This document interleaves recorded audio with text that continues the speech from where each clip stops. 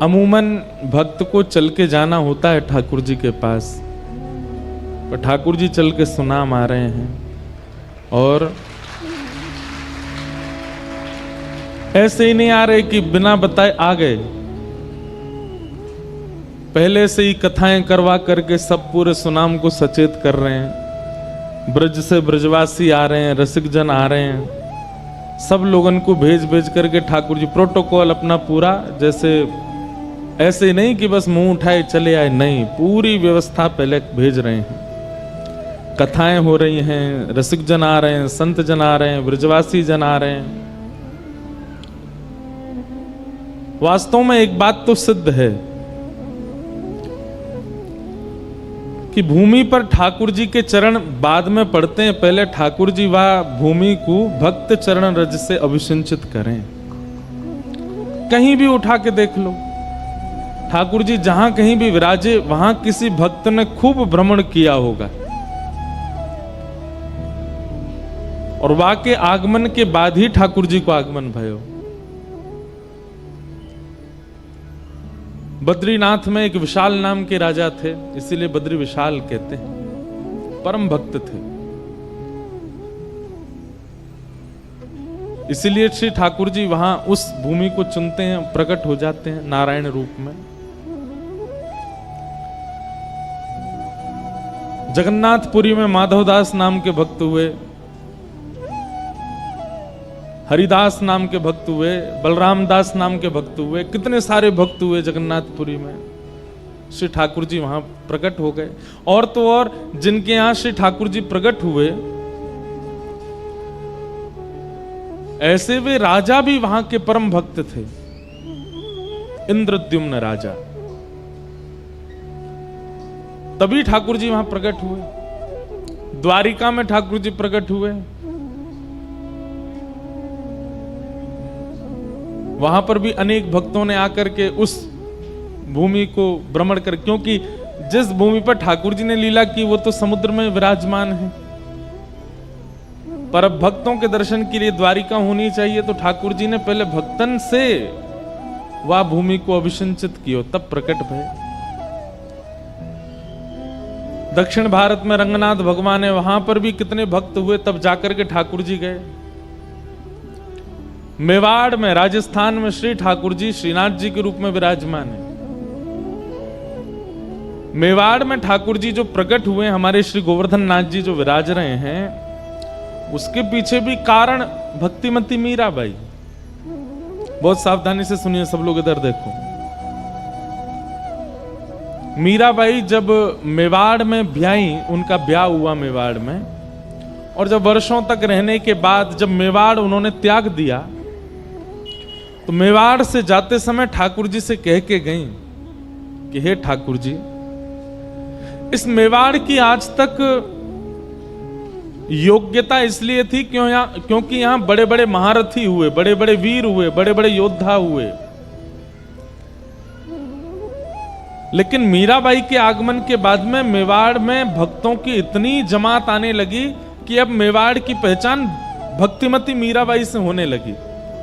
तो मीराबाई ने मन में विचार किया कि कहीं ऐसा ना हो मेरी वजह से ही मेवाड़ की पहचान हो। हे ठाकुर जी, आप कृपा करना, केवल एक ही हमारी इच्छा पूरी कर दीजिए कि मेवाड़ की पहचान हमसे ना हो, आपसे हो। तब अजब कुमारी नाम की एक कुंवरी बाई, अजब कुंवरी बाई, उसको माध्यम बना करके श्रीनाथ जी गिरिराज जी से मेवाड़ आए, और आज मेवाड़ की पहचान श्रीनाथ जी से। वहां मीराबाई ने भजन किया, इसलिए ठाकुर जी वहां विराज गए। और बिहारी जी के आने से पहले यहां खूब भक्तों के चरित्र गाए जा रहे हैं, कथाएं हो रही हैं, संत जन आ रहे हैं, रसिक जन आ रहे हैं, ब्रजवासी जन आ रहे हैं, तभी तो ठाकुर जी आएंगे।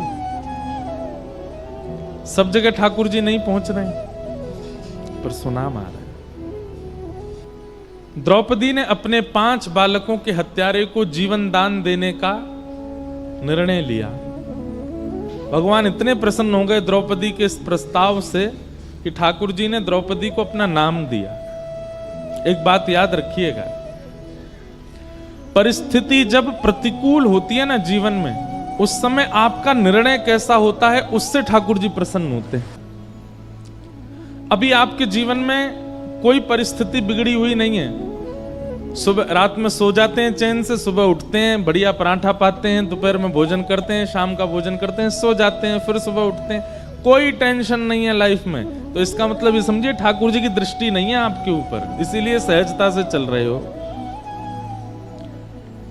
लेकिन जैसे ही ठाकुर जी मन बनाते हैं कि चलो अब इसकी परीक्षा ली जाए, तो रात्रि की नींदें उड़ जाएंगी, सुबह का नाश्ता पाने की इच्छा नहीं होगी, दोपहर के भोजन आधी रोटी में ही पेट भर जाएगा, रात्रि का भोजन केवल दूध पी के सो लिया करोगे, चिंता के कारण करवटें बदलते रहोगे, नेत्रों से पनारे बंद नहीं होंगे, हर व्यक्ति पर संशय होना प्रारंभ हो जाएगा, हर व्यक्ति पर शक होना प्रारंभ हो जाएगा, हर व्यक्ति से अपनी स्थिति की मदद मांगने की इच्छा प्रकट होने लग जाएगी। समझ जाओ ठाकुर जी परीक्षा ले रहे हैं अब। और उस परीक्षा के समय पर हमारा जैसा निर्णय होता है, वो निर्णय ठाकुर जी को प्रसन्न करता है। जैसे छोटा सा बालक जैसे धीरे धीरे वो बड़ा होता है, तो मां उसको घर में पढ़ाती है, ऐसे 1 लिखते हैं, ऐसे 2 लिखते हैं, ऐसे 3 लिखते हैं, उसकी ऐसी कॉपीज भी ऐसी होती हैं 3 लाइंस वाली, उस पर ऐसे 3 बनाना है, ऐसे 2 बनाना है। अब बच्चा जब तक माँ बना रही है तब तक तो बहुत खुश होता है, अचानक से माँ कहती है बेटा ले अब तू बना, तो फिर वो माँ को देखते रोता है, मुझसे तो बन ही नहीं रहा, और 2 को उल्टा 2 बना देता है, 3 को उल्टा बना देता है। इस प्रकार फिर उसकी परीक्षा होती है, 1-2 बार तो माँ हंसती है, और 4थी 5वीं बार माँ हाथ में स्केल लेके बैठती है, बोले बना अच्छे से। और फिर वो बालक ये सोचता है मेरी सबसे बड़ी शत्रु मेरी माँ है, मेरे पिताजी बस मुझसे प्यार करते हैं, क्यों? क्योंकि वो होमवर्क नहीं करवाते मुझसे, माँ करवाती है। कई घरों में पिता करवाते हैं। ठाकुर जी हमको कब कब अच्छे लगते हैं? जब जब सब हमारे अनुकूल चल रहा है। बिहारी जी आपसे बढ़िया कोई नहीं है, सब बहुत अच्छे हैं। लेकिन जैसे ही प्रतिकूल स्थिति आती है, भय लगने लग जाता है। वास्तव में आपको भयभीत नहीं होना है उनसे जो परीक्षा ले रहे हैं, बस परीक्षा को बुद्धि लगा करके पार करना है। जीवन में आई हुई परीक्षा में आप निर्णय कैसा लेते हैं, ठाकुर जी उससे प्रसन्न होते हैं। ठाकुर जी तो एक टास्क बना करके आपके जीवन में भेज देते हैं, और फिर ठाकुर जी इच्छा उनकी ऐसी होती है कि आप उससे निकलो, आप उसको पार करो। लेकिन जब हम भयभीत हो जाते हैं, जब हम उस स्थिति से भागने लग जाते हैं, तो ठाकुर जी बहुत निराश होते हैं। इसको इतनी कथाएं सुनवाई, आजकल तो इसके फोन में यूट्यूब में भी हम सब संत जनों की वाणी भेजते रहते हैं, फिर भी इतना विचलित हो रहा है, इतना परेशान हो रहा है, इतना दुखी हो रहा है। लेकिन जीवन में आई हुई परिस्थिति को परीक्षा मान करके और निर्णयात्मक बुद्धि से जब उसको पार कर लेता है कोई व्यक्ति, विचलित नहीं होता, ठाकुर जी उससे बहुत प्रसन्न होते हैं। इसलिए हमारी प्रार्थना बंधुओं, जब परीक्षा आती है, आती सबके है, मैं व्यास हूं मेरे जीवन में नहीं आती होगी ऐसा नहीं है, सबके जीवन में आती है। पर उस परीक्षा के समय पर विश्वास मत तोड़िए ठाकुर जी पर। आप लोग, मुझे पता है कई लोगों की ऐसी ऐसी परिस्थिति होती है, कभी कभी एकांत में जब मैं सुनता हूं तो मैं खुद सोच में पड़ जाता हूं कि इस परिस्थिति से कैसे निकलेगा। लेकिन संसार में एक भी परिस्थिति ऐसी नहीं है जिससे एग्जिट पॉइंट ठाकुर जी ने ना बनाया, सबका है। बस आप विचलित मत हो। किसी किसी की पहेली ज्यादा बड़ी है, किसी की छोटी है, पर सब पहेली का हल है।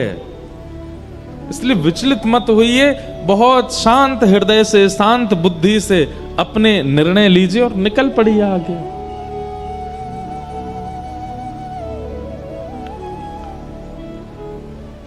ठाकुर जी की प्रसन्नता नाम जप से है, ठाकुर जी की प्रसन्नता वैष्णव तिलक धारण से है, ठाकुर जी की प्रसन्नता एकादशी व्रत धारण से है।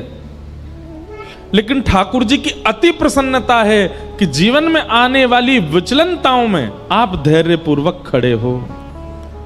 जीवन में आने वाले उतार चढ़ाव को आप बड़ी आसानी से पार कर रहे हो। ठाकुर जी उससे अति प्रसन्न होते हैं।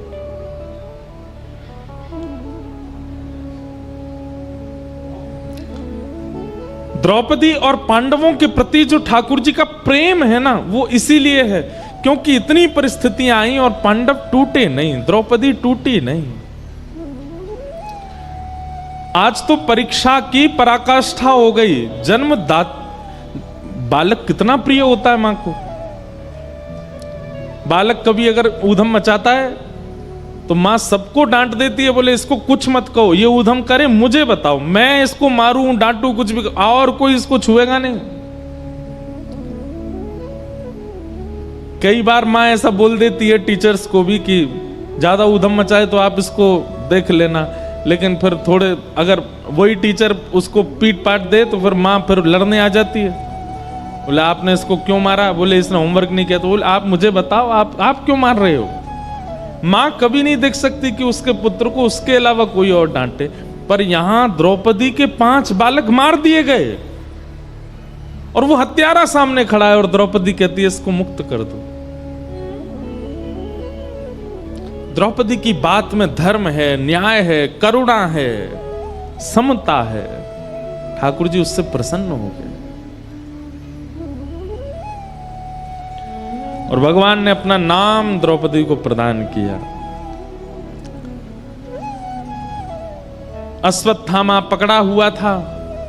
अर्जुन बोले अब क्या करें, तो आधी दाढ़ी मूंछ और शिखा छेदन करके उसको सभा से निष्कासित कर दिया। भगवान बोले भैया अब तुम्हारा सब सुलह हो गया है, महाभारत युद्ध तुम लोग जीत गए हो, अब हस्तिनापुर की गद्दी पर बैठो, आनंद करो। अब मुझे आज्ञा दो, बहुत दिन हो गए हैं मैं द्वारिका से बाहर हूं, अब मैं वापस द्वारिका जा रहा हूं।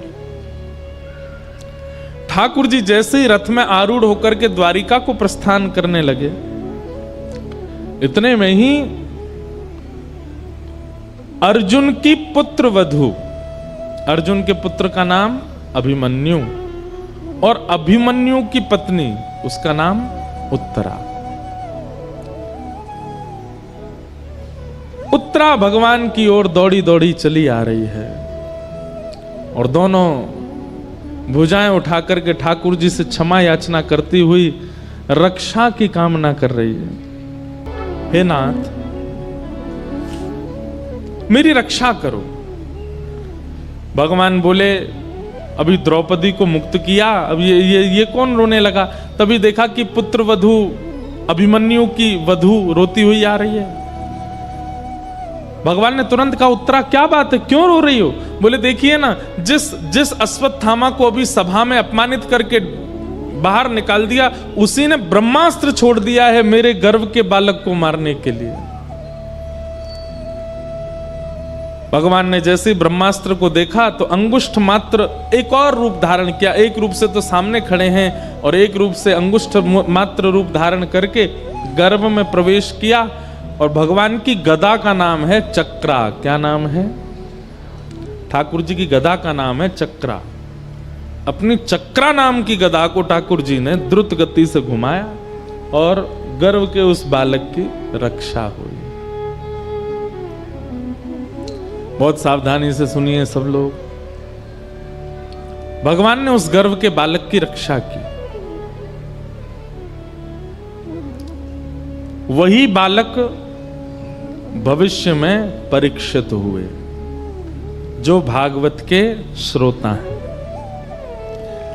हमारे पूज्य पिताजी महाराज के गुरुदेव अनंत श्री विभूषित श्री रामानुज प्रपन्नाचार्य गुरुजी महाराज, मेरे दादा गुरुदेव, इतनी सुंदर बात कहते थे, इतनी पते की बात कहते थे। वो कहते थे कि इधर देख लो, सुन लो। वे कहते थे कि जिस गर्भ में ना जाना पड़े उसकी सारी योजनाएं सारे शास्त्र बताते हैं। भजन करो, नाम जप करो, पुण्य करो, सत्कर्म करो, कीर्तन करो, तिलक लगाओ, आदि आदि सब सत्क्रियाएं करो। क्यों? क्योंकि इन सब के करने से पुनर्जन्म न विद्यते, पुनर्जन्म नहीं होता, फिर एक ही जन्म में सब कट जाता है। हमारे पूज्य पिताजी महाराज जी गुरुदेव कहते कि गर्भ में ना आना पड़े, इसी की योजना भागवत जी बताती हैं, इसी की योजना मानस जी बताती हैं, इसी की योजना वाल्मीकि रामायण बताती हैं, और उसी गर्भ में ठाकुर जी ऐसे प्रवेश कर गए बिना कुछ विचार किए। आपको पता है जब मां के गर्भ में बालक होता है, श्रीमद् भागवत के तृतीय स्कंद में कपिल विभूति संवाद में जंतु स्तुति है, वहां पर भगवान कहते हैं कि नरक से भी ज्यादा कष्टदायी होता है मातृगर्भ। कभी आपको अवसर लगे, हमने एक कथा की थी नासिक में 1 महीना की, उस कथा में आप लोग सुनिएगा, वहां कपिल विभूति संवाद हमने विस्तार से कहा था। तब वहां ये स्तुति गाई थी कि गर्भ का बालक जो स्तुति गाता है वो स्तुति कैसे करता है। गर्भ के बालक की इतनी भयावह परिस्थिति होती है,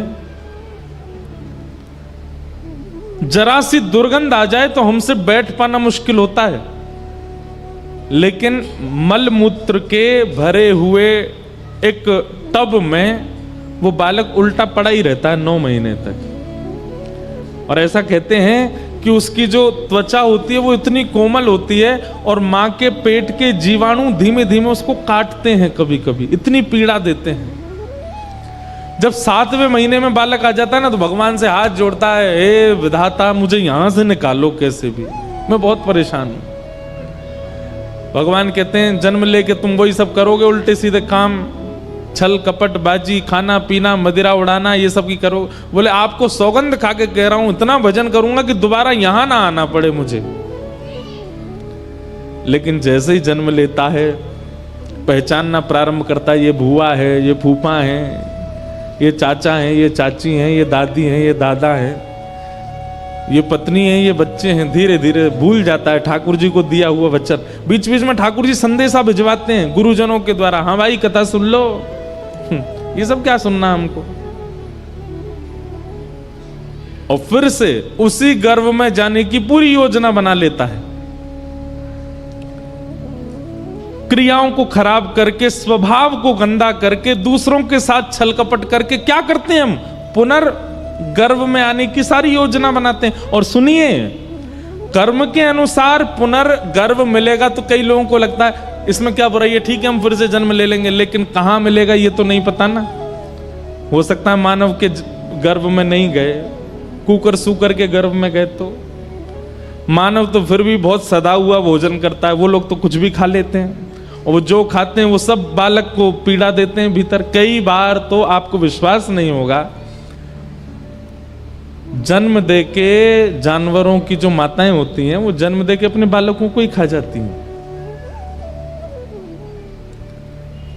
अब सोचो, कोई आना चाहता है, पुनर्जन्म लेना चाहता है, लेकिन फिर भी अपनी क्रिया नहीं सुधारता, स्वभाव नहीं सुधारता, अपने वचन नहीं सुधारता, अपने नियम नहीं सुधारता, योजना पूरी बनाता है पुनर्जन्म की। तो पूरी बात हम ये कहना चाहते हैं कि पुनर्जन्म ना लेना पड़े, उसी की योजनाएं सारी बताई गई। मातृगर्भ में ना आना पड़े, पीड़ा ना सहनी पड़े, उसी की योजना सब बनाते हैं। तो फिर भगवान कैसे उत्तरा के गर्भ में प्रवेश कर गए। हमारे पूज्य गुरुदेव भगवान, दादा गुरुदेव भगवान कहते कि भैया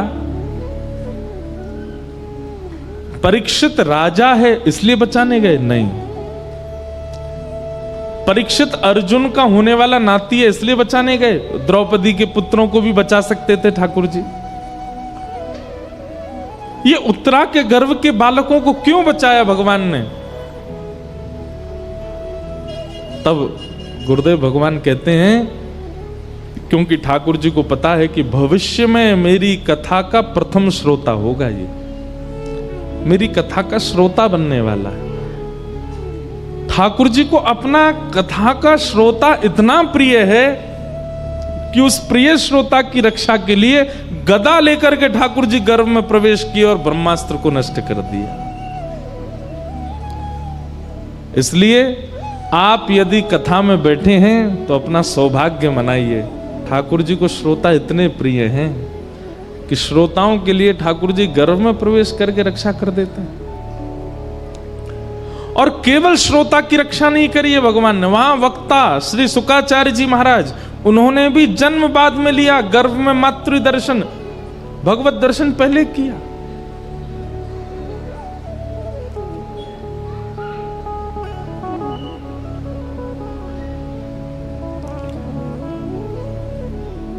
भगवान ने उत्तरा के गर्भ में प्रवेश करके उनके बालक की रक्षा की, और रक्षा करने के पश्चात भगवान बोले अब सब मंगल है, ब्रह्मास्त्र नष्ट हो गया आकाश में, अब हम चलें। तो कुंती स्तुति गाने लगी भगवान की। कुंती ने भगवान की स्तुति गाई, भगवान कुंती की स्तुति सुन के अब द्वारिका प्रस्थान करने लगे। तो पांडवों में श्री युधिष्ठिर जी रोने लगे। भगवान ने युधिष्ठिर की ओर देखा, क्यों रो रहे हो भैया? तब युधिष्ठिर के मन में आया कि मैंने बहुत बड़ा अत्याचार कर दिया महाभारत युद्ध के द्वारा, मुझे नरक जाने से कोई नहीं बचा पाएगा। तब भगवान ने सोचा कि मेरे संग रहते हुए, मेरी आज्ञा से युद्ध करने पर भी इनको संशय है अपनी गति पर। समझ रहे हैं बात को? बहुत ध्यान से सुनिए सब लोग। ठाकुर जी कह रहे हैं कि मैं साथ खड़ा था और पूरा युद्ध का नेतृत्व मैं कर रहा था, फिर भी युधिष्ठिर को संशय है अपनी गति पर। आप यदि भागवत सुनते हैं, आप यदि कथा श्रवण करते हैं, सत्संग करते हैं, रसिक जनों की वाणी सुनते हैं, और उसके बाद कभी आपको संशय होने लग जाता है अपने जीवन पर, ठाकुर जी को बहुत पीड़ा होती है, तो फिर कथा क्यों सुनते हो? रसिक जनों की वाणी क्यों सुनते हो? आपको अपने जीवन पर संशय कैसे हो सकता है? विश्वास कीजिए, ठाकुर जी के समर्पित होने के बाद में अब ये भरोसा दृढ़ होना चाहिए कि बस अब चाहे जो हो जाए हमारे ऊपर कोई दिक्कत नहीं आने वाली। जैसे अर्जुन, पूरे महाभारत युद्ध में कौरवों के हर योद्धा का एक ही टारगेट है कि अर्जुन को घेरना है। युधिष्ठिर सामने से निकल जाता है ना, तो योद्धा कहते कोई बात नहीं, इसको निकलने दो। भीम निकल जाता, निकलने दो। नकुल सहदेव अर्जुन को पकड़ो, कहां है? और अर्जुन ठाकुर जी के पीछे खड़ा है, बिल्कुल चिंता नहीं। अब आप सोचिए, 18 दिन के युद्ध में एक बाण तो लगा होगा अर्जुन को। जब इतनी बड़ी सेना का एक ही केंद्र बिंदु है, तो अर्जुन को एक बाण तो कहीं खरोंच ही आ गई होगी। कुछ नहीं हुआ अर्जुन को। क्यों? करिष्ये वचनम तव। ठाकुर जी को अपना रथ का सारथी बना करके उसने समर्पित कर दिया। मेरे जीवन की ये रथ डोर आपके हवाले, नाथ जहां ले चलो मैं तैयार हूं।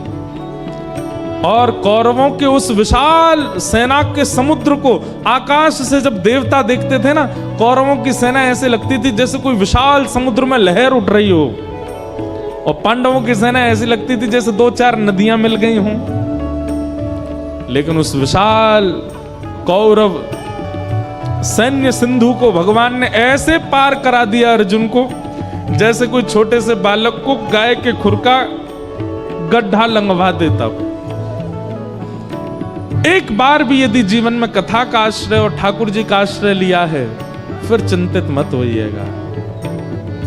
भगवान बोले महाभारत युद्ध की पूरी योजना मेरे नेतृत्व में हो रही है। अर्जुन को चिंता नहीं है, लेकिन युधिष्ठिर रो रहा है।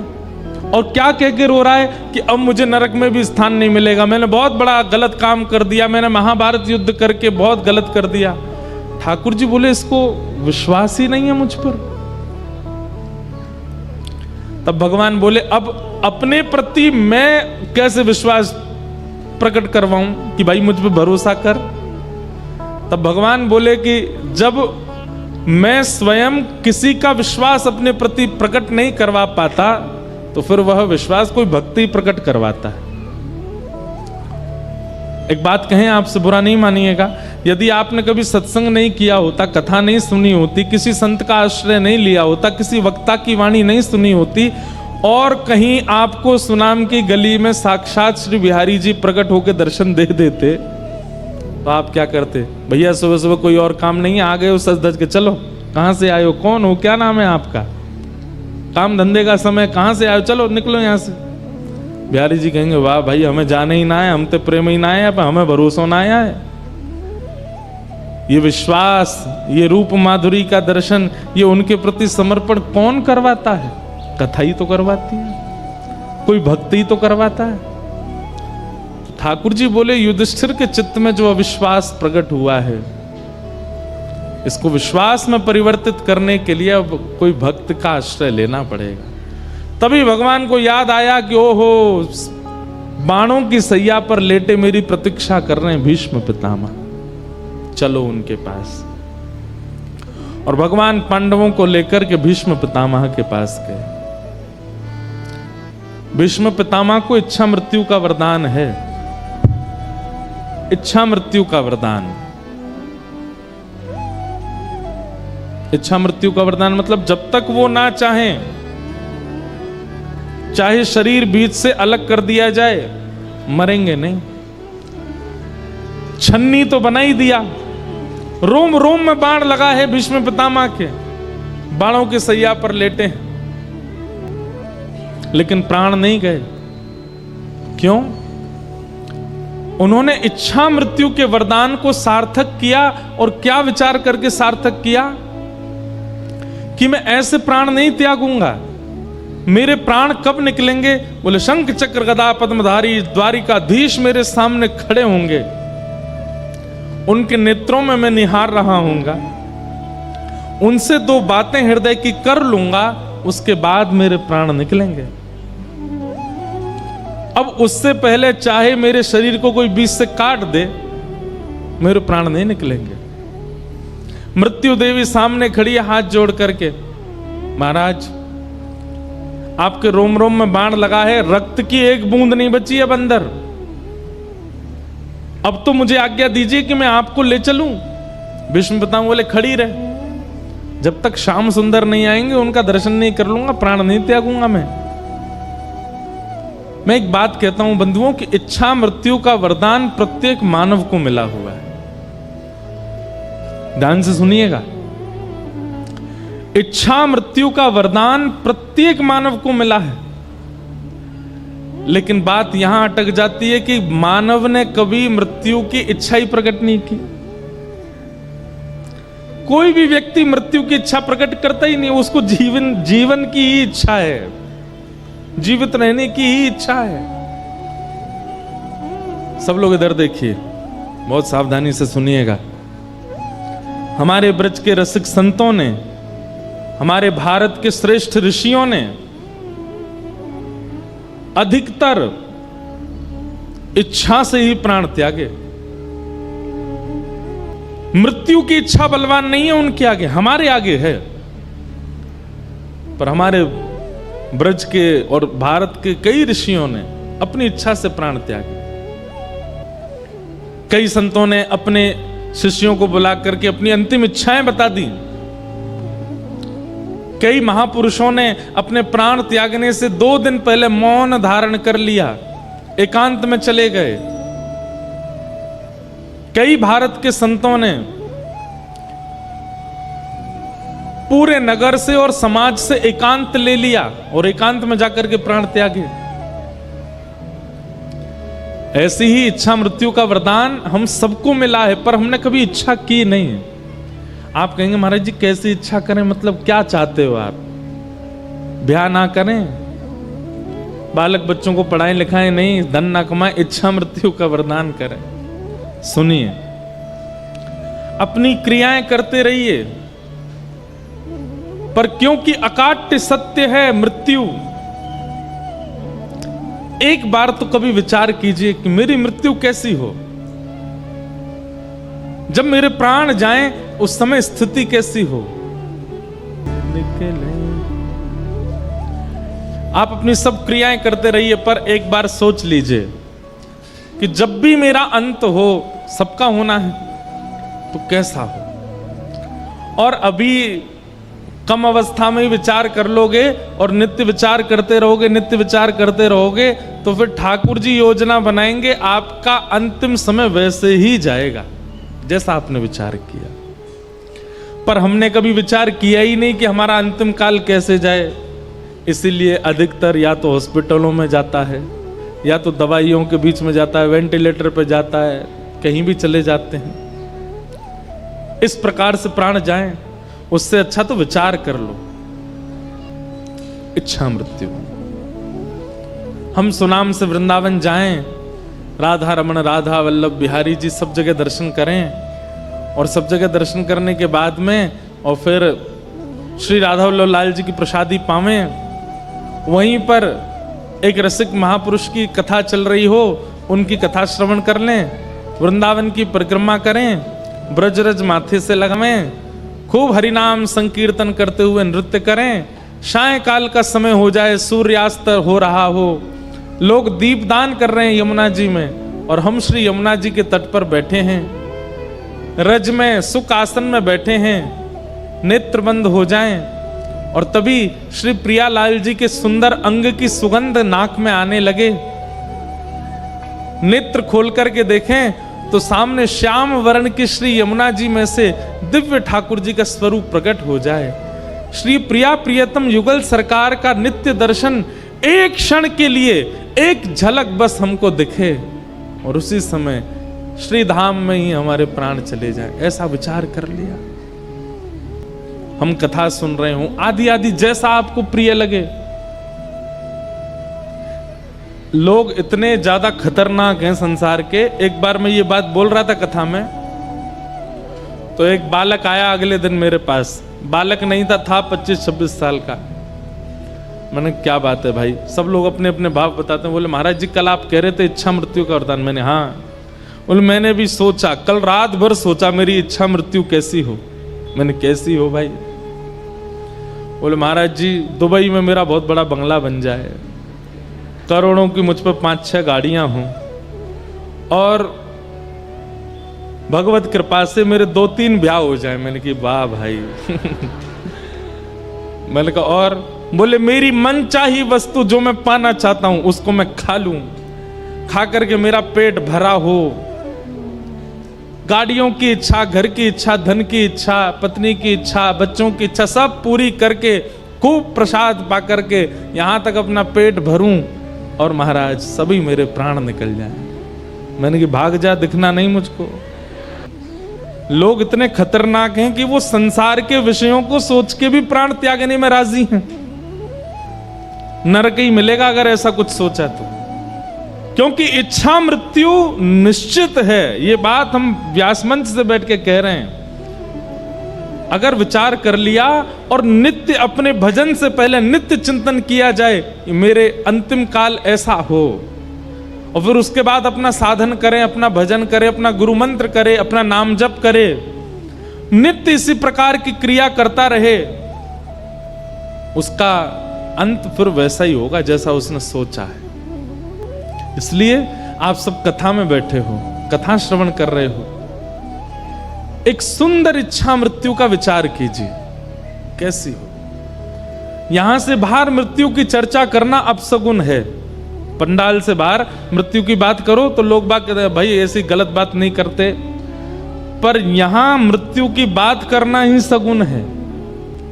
श्रीमद् भागवत तो मरना ही सिखाती है कि मृत्यु कैसी हो। हम तो भीष्म पितामह को अपना आइडल मानते हैं। कितनी भी पीड़ा आई हो, कितने भी संकट आए हो, लेकिन उन्होंने अपनी इच्छा मृत्यु को बरकरार रखा। भले ही कौरवों के संग में रहे, भले ही खूब सुनना पड़ा ठाकुर जी से, लेकिन फिर भी इच्छा मृत्यु, मृत्यु हो तो भीष्म पितामह जैसी, अंत भला तो सब भला। जीवन में आपने क्या किया संसार के लोग सब भूल जाएंगे, पर अंत आपका कैसा था सब याद रखेंगे। भीष्म पितामह का अंत श्रेष्ठ था। बाणों की सैया पर लेटे हैं और तभी द्वारिकाधीश पांडवों के साथ चलते हुए आ रहे हैं। भीष्म पितामह प्रसन्न हो गए, बस मैं अब अपने इच्छा पूरी करूंगा। ठाकुर जी सामने आकर के खड़े हुए। भीष्म पितामह बोले बस। कभी कभी मन करता हम कैसे बोलेंगे ऐसे ठाकुर जी से, क्या कह रहे हैं भीष्म पितामह। जैसे ही ठाकुर जी सामने आके खड़े हुए तो ठाकुर जी का स्वभाव है टिकते तो है नहीं, न क्यों हिल रहे हैं, ऐसे हिल रहे हैं, कभी आंख झपक रहे हैं, कभी ए अर्जुन इधर आ इधर आ, कभी युधिष्ठिर को बुला रहे हैं, कभी नकुल सहदेव को खींच रहे हैं, द्रौपदी से कह रहे हैं तू भी इधर आ।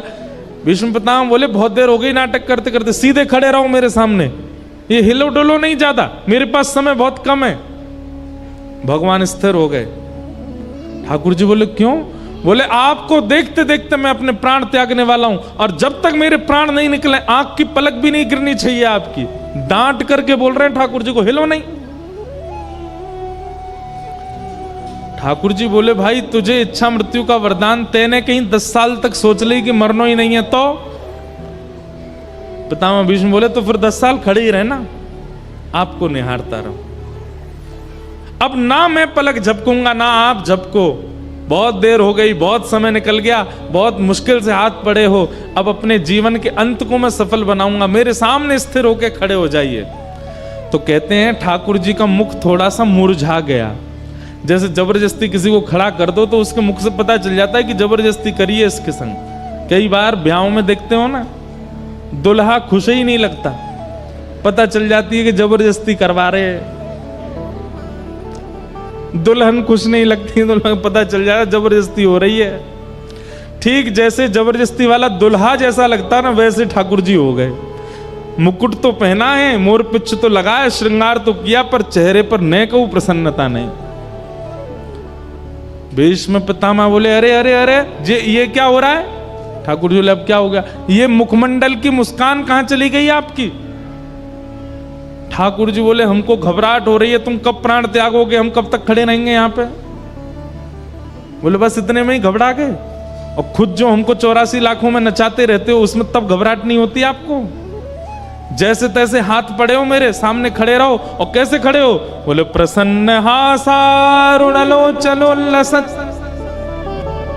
शब्द है। भीष्म पितामह कहते हैं प्रसन्न हो जाइए, आपके ये दो जो कपोल हैं ये गुलाब जामुन की तरह फूल जाने चाहिए, इतनी जोर से प्रसन्न होइए। और ऐसी स्थिति में आपको देखते हुए मैं अपने प्राण त्यागूंगा। भगवान जबरदस्ती मुस्कुरा रहे हैं, ले भैया देख ले। और भीष्म पितामह ठाकुर जी को देखते हैं, नेत्र सजल हो गए।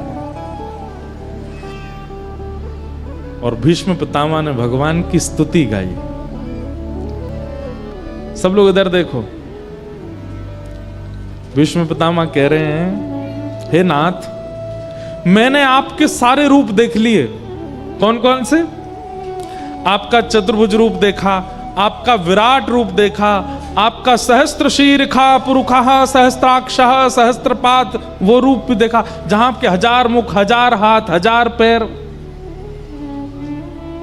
और जब महाभारत का युद्ध प्रारंभ हुआ तब आपका वो रूप भी मैंने देखा। बोले कौन सा रूप? बोले सपदि सखी बचो निशम्य मध्य निज परयोर वलयो रथम निमेश्य। जब रथ भूमि रणभूमि के मध्य में आप अर्जुन के रथ को हाँकते थे, घोड़ों के पैरों से उड़ने वाली धूल आपके मुख पे आती थी और आप लगाम पकड़ करके अपनी बाजू से अपने माथे के बालों को दूर करते थे।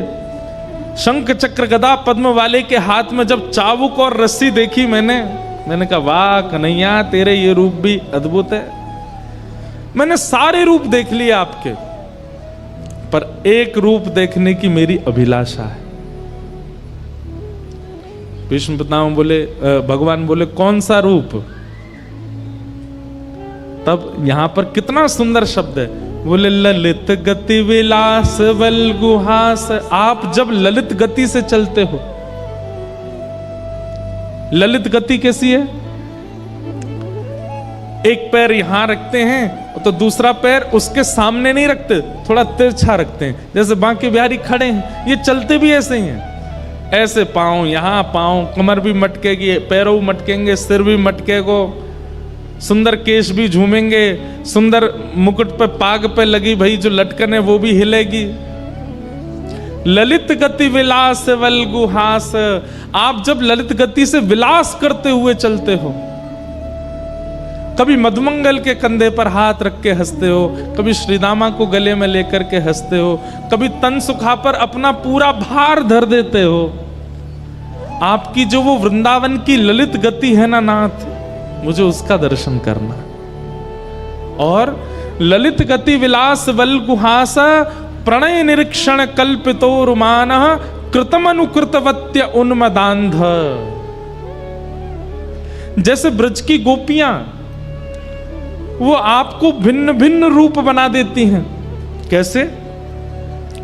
कोई गोपी कहती है लाला तैने मेरे घर को माखन खाया और चल मैं तो पकड़ के ले चलूं यशोदा के पास, तो आप उसके चरणों में गिर जाते हो। अरे भाभी तू जो कहेगी सो करूंगो, लेकिन मैया के पास मत ले चल। तो वो गोपी कहती है अच्छा जो कहूंगी सो करोगे? बोले हाँ बैठो मेरे सामने। आप उसके सामने थर थर कांपते हुए बैठ जाते हो। कहा करनो है? तो चल लाला एक काम कर। बोले का? रसोई घर में जा रोटी लेके आ और रोटी पर एक मक्खन धर के ला। अरे भाभी तू तो बड़ी अच्छी है, मुँह भोजन करावेगी। बोले ना लेके आ, लाके मुँह खवा। और नन्हे से गोपाल जी को सामने खड़ा करके गोपी कहती है अब लाला चल प्रेम से अपने हाथन से मुँह पवा दे। और छोटे छोटे ठाकुर जी टूक तोड़ के गोपी को पवा रहे। गोपी के नेत्र सजल होते हैं। एक बार पा करके फिर ठाकुर जी के चरण लिपट जाती है और ठाकुर जी को गोद में बैठा के फिर अपने हाथ से पवाती है।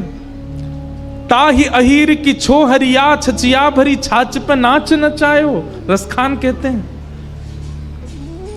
कोई गोपी ठाकुर जी को पकड़ लेती है और लाला को कमरा में बंद कर दे। ठाकुर जी कहें मुंह छोड़ दे।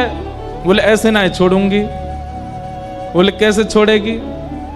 बोले पहले बंदर की तरह नकल करके दिखा। ठाकुर जी कहें जो कोई बात है? बोले हम भाई बात है, पहले बंदर की तरह कर। कोई गोपी पकड़ के कहती लाला मेरे संग नृत्य कर। भीष्म पितामह कहते हैं बोले नाथ हस्तिनापुर का बनने में सुख नहीं है, द्वारिका का बनने में सुख नहीं है, मथुरा का बनने में सुख नहीं है, क्योंकि वहां आपकी चलती है।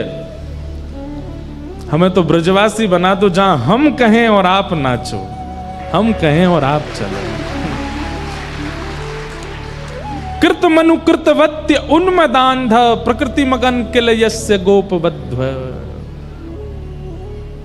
वो ललित गति का मुझे दर्शन करना है। हमारे अष्ट साप के सखा गाते हैं हे नाथ मुझ पर कृपा कर दीजिए, मेरे इस अंतिम काल में आपने दर्शन दिया मुझको, इससे मैं बहुत प्रसन्न हूं। पर मैं जाते जाते आपसे मांगना चाहता हूं कि अगला जन्म मुझे वैकुंठ में मत भेजना, स्वर्ग में मत भेजना, अन्य किसी लोक में मत भेजना, मुझे ब्रज वृंदावन में भेज देना, ताकि मैं आपकी ललित गति की चाल देख सकूं। एक गोपी बनकर के मैं भी मक्खन जमाऊं, मैं भी दही बिलो करके मक्खन निकारूं। भीष्म पितामह कह रहे हैं, और मैं भी अपने छीका पे मक्खन धरते भय सोचूं कि या छीका को एक नीचो कर दूं, ताकि कन्हैया आवे तो वह को चोरी करवे में दिक्कत नहीं हो, मुख वो गोपी बना दो। ठाकुर जी भीष्म पितामह से बहुत प्रसन्न हो गए। भीष्म पितामह ने अपनी स्तुति के अंत में ब्रज को याद किया और पितामह भीष्म ने अपने प्राण त्याग दिए, भगवान द्वारिका को चले गए। यहाँ पर परीक्षित का जन्म हुआ। धीरे धीरे परीक्षित बड़े हुए।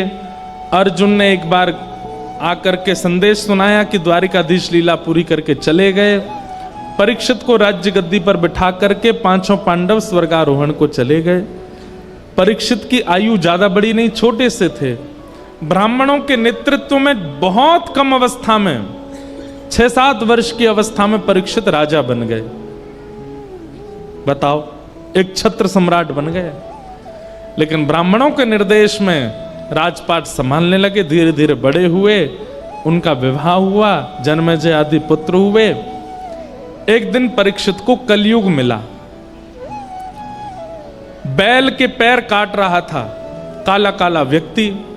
परीक्षित ने उसको मारने का प्रयास किया तो चरणों में गिर गया और कहा महाराज मुझे मत मारिए, मैं ब्रह्मा के द्वारा बनाया गया हूं। परीक्षित बोले कौन हो तुम?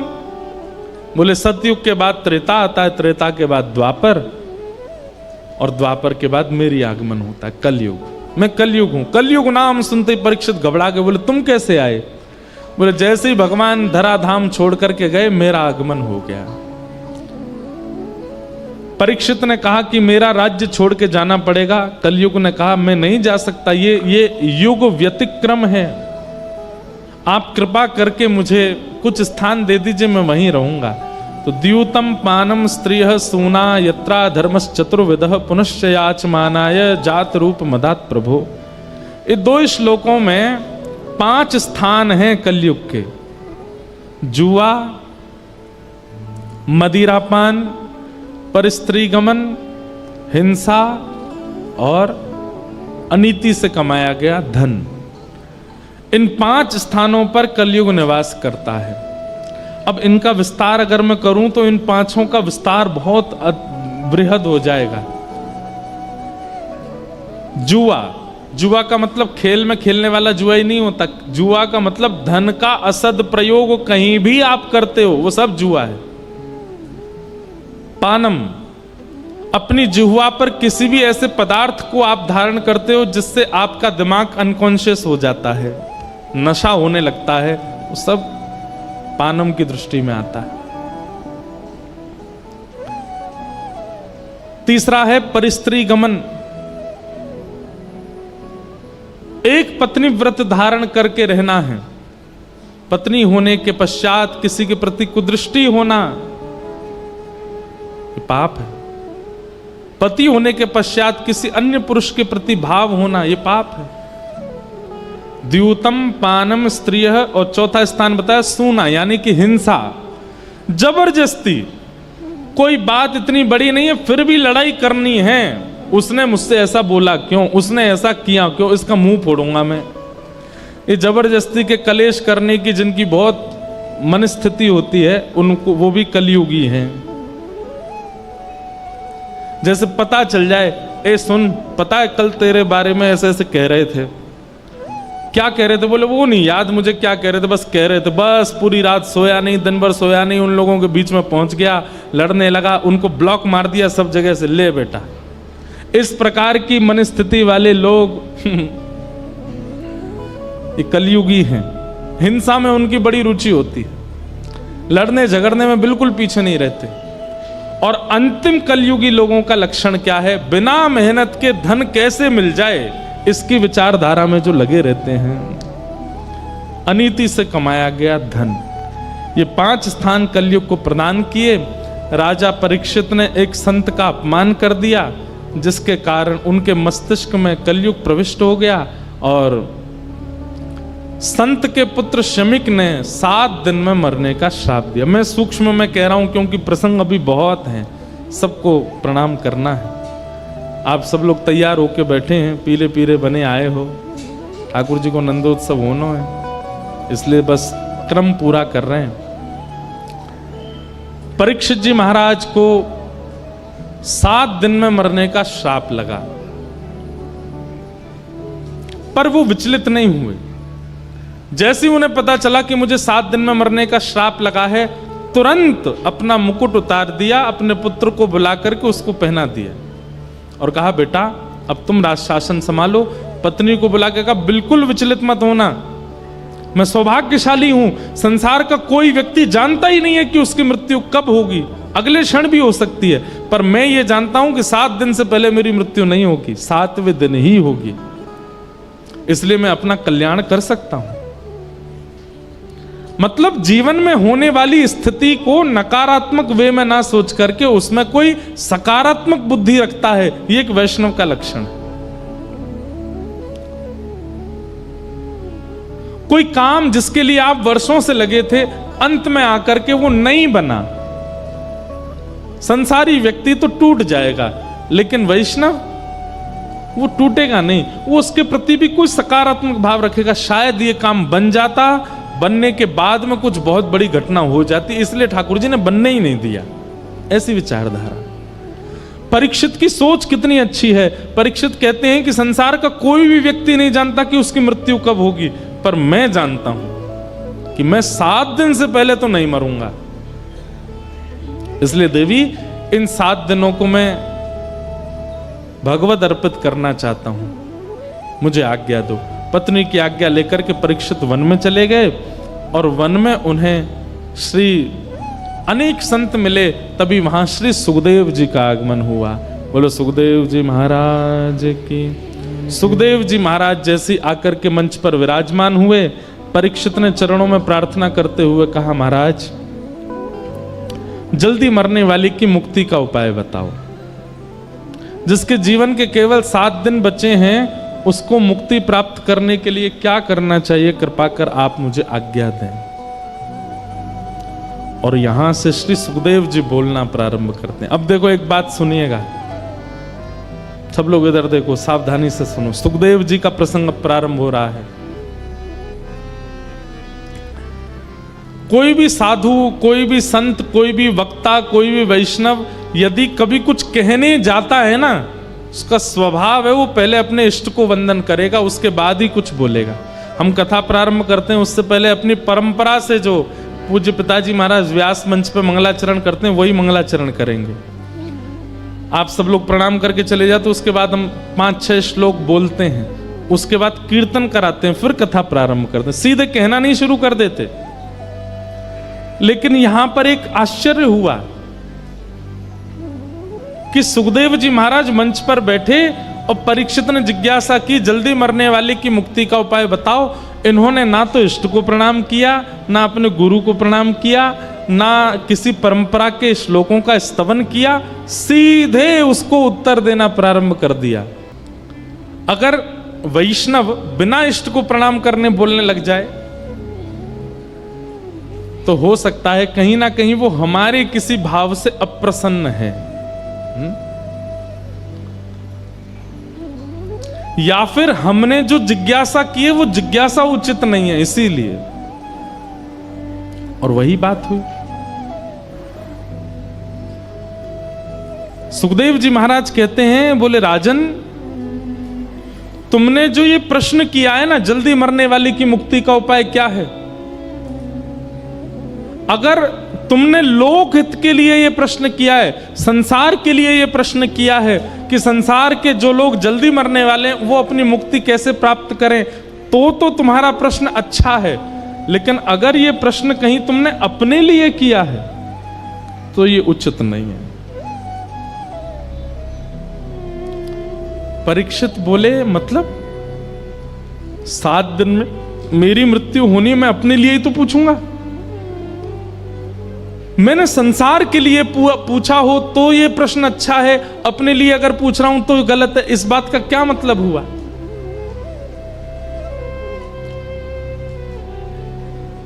जो लोग आ रहे हैं, जा रहे हैं, उठ रहे हैं, बैठ रहे हैं, हमारी प्रार्थना है पीछे वाले लोग इतने शांति से कथा सुनते हैं, आगे वाले लोग एक तो लेट आते हैं और फिर आके उठ के और भागते हैं, सबको डिस्टर्ब करते हैं। ये देखो पीछे वाले ताली बजा रहे हैं, कोई नहीं, हम तुमको ही कथा सुना रहे हैं। बिल्कुल, आगे वाले तो बैठ जाते हैं बस। वो बेचारे इतने ध्यान से कथा सुनते हैं, पर ये बीच वाले और आगे वाले, इनको उठने से ही फुर्सत नहीं होती, यहां से आएंगे वहां, हमारा भी ध्यान भंग होता है। इतना अद्भुत प्रसंग चल रहा है। अगर ये आपके जीवन के कई प्रश्नों के उत्तर हैं और फिर बाद में आप यही प्रश्न हमसे एकांत में करोगे जब मिलने आते हो, महाराज जी इसका उत्तर बता दो, कथा क्यों नहीं सुनी थी। पता है आपको, ये वैसी बात हो जाती है कि टीचर ने क्लास में पढ़ाया तब तो सुने नहीं, जब प्रश्न पेपर आ गया, सर आपने ये तो पढ़ाया ही नहीं था। टीचर उस समय कहता हूँ एक मुक्का मारूं तुझे, पूरी क्लास पढ़ रही थी, कहां था तू। ये आगे वाले बीच वाले वही बालक हैं। जब जीवन में संकट आएगा ना तो फिर जीव निकारे डोलेंगे, हमने क्यों नहीं सुना तब, इसका प्रश्न तो महाराज जी उत्तर देके ही नहीं गए कथा में, सब बता रहे हैं हम, सुनो तो सही। अब इतनी अच्छी बात है, यहां पर परीक्षित कह रहा है कि जल्दी मरने वाले की मुक्ति का उपाय क्या है, और सुखदेव जी कह रहे हैं अगर ये प्रश्न तुमने सबके लिए किया है तो ये प्रश्न अच्छा है, पर निज अपने लिए पूछ रहे हो तो गलत है। परीक्षित बोला, श्राप मुझको लगा है 7 दिन में मरने का, तो मैं अपने लिए ही तो पूछूंगा, और आप कह रहे हैं कि सबके लिए अच्छा, तुम्हारे लिए अच्छा नहीं। कितनी सुंदर बात। सुखदेव जी कहते हैं परीक्षित, ये प्रश्न तुम्हारे लिए उचित इसलिए नहीं है क्योंकि तुम कौन हो, ये बड़ी बात है। संसार के लोग सामान्य हैं, पर तुम कौन हो मैं पांडवों का वंशधर? बोले नहीं, गलत उत्तर दिया तुमने। मैं पृथ्वी का एक छत्र सम्राट परीक्षित? बोले यह भी गलत उत्तर है। तो फिर मुझे क्या उत्तर देना चाहिए? तब श्री सुखदेव जी महाराज कहते हैं तुम वो बालक हो जिसकी मृत्यु को भगवान ने टाला था। तुम वो बालक हो जो अपनी मातृ गर्भ में प्राण त्यागने वाला था, पर ठाकुर जी ने आकर के तुमको बचाया। तुम वो बालक हो। तुम वो बालक हो जिसने जन्म बाद में लिया है, गर्भ में भगवान का दर्शन पहले किया है। और ऐसा बालक, बात सुनो, ऐसा बालक जिसकी रक्षा स्वयं प्राणनाथ ने की हो, जिसकी रक्षा स्वयं संसारनाथ ने की हो, जगन्नाथ ने की हो, वो बालक मेरे सामने हाथ फैला के कह रहा है जल्दी मरने वाले की मुक्ति का उपाय बताओ। तुम तो पहले ही मुक्त हो चुके हो, क्योंकि तुम्हारी रक्षा भगवान ने की है। ठाकुर जी की एक झलक किसी पर पड़ जाए, ठाकुर जी का स्पर्श किसी को हो जाए, ठाकुर जी के भ्रमण के दायरे में, जहां ठाकुर जी भ्रमण कर रहे हो उस दायरे में अगर कोई जीव जंतु भी आ जाए, उसकी भी मुक्ति हो जाती है। तुम तो वो बालक हो जिसने अपनी मातृ गर्भ में भगवान का दर्शन किया। तुम मुक्ति की कामना कैसे कर सकते हो? सीधी बात यह है परीक्षित, तुम पहले से ही मुक्त हो। तुम्हें मुक्ति की कामना नहीं करनी है, तुम्हारी मुक्ति तो होगी होगी, क्योंकि तुम तो ठाकुर जी के संस्पर्श के बालक हो। इसलिए ये प्रश्न अगर तुम अपने लिए कर रहे हो तो ये उचित नहीं है, क्योंकि तुम्हारी मुक्ति से कोई अभिप्राय नहीं है। शुक्राचार्य जी महाराज कहते हैं भगवान ने मां के गर्भ में प्रवेश करके तुमको केवल इसलिए बचाया कि एक दिन तुम मुक्ति मांगो। वही मुक्ति जो पूतना को भी मिली है, वही मुक्ति जो शूर्पणखा को भी मिली है, वही मुक्ति जो कुंभकर्ण को भी मिली है, वही मुक्ति जो रावण को भी मिली है, वही मुक्ति जो कंस को भी मिली है, वही मुक्ति जो अघासुर, बकासुर, धेनुकासुर, सारे असुरों को यह मुक्ति मिल चुकी है, वही मुक्ति परीक्षित भी मांग रहा है। तो फिर भगवान ने तुम्हारी मां के गर्भ में तुमको बचाया क्यों? ठाकुर जी को कोई उम्मीद है तुमसे, इसलिए। एक बात बताएं बंधुओं, लगभग संसार का हर व्यक्ति अपने जीवन में एक बार तो ऐसी स्थिति से निकल के आता है जहां वो मृत्यु के बिल्कुल किनारे पे खड़ा था और वो बच जाता है। बस कैसे कृपा हो जाती है, क्या होता है, इसका मतलब क्या है? ठाकुर जी एक मौका, अवसर तो सबको देते हैं। हम सब परीक्षित हैं, हम सबको ठाकुर जी कभी ना कभी जरूर बचाते हैं, लेकिन उसके बाद भी हम संभलते नहीं, फिर भी संसार की क्रिया और फिर अंत में मुक्ति की कामना करते हैं। हम सबको श्री सुखदेव जी महाराज कह रहे हैं तुम्हारी रक्षा भगवान ने क्यों की थी उस दिन? इसीलिए कि तुम एक दिन मुक्ति मांगो। मान लीजिए आप नाम जापक हो, मैं कथाकार हूं, हम दोनों को ही मुक्ति मिल जाए और हम दोनों हाथ पकड़ करके गए वैकुंठ, और हम बड़े प्रसन्न, भाई सुनाम से अकेले तुम और मैं दोनों जा रहे हैं वैकुंठ। वैकुंठ में जैसे हम पहुंचे बोले हमको तो मुक्ति मिली, हमको तो मुक्ति मिली।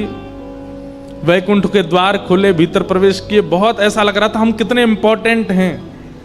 और जैसे ही भीतर गए तो हमको कहां बैठा दिया गया, लीजिए आप यहां बैठ जाओ। हम जाके बैठ गए, हमने देखी हाँ भाई लंबी लाइन है यहाँ पे, देखें तो और किस किस को मुक्ति मिली है। अरे ये तो अमृतसर वाले भाई साहब हैं, इनको भी मुक्ति मिली है।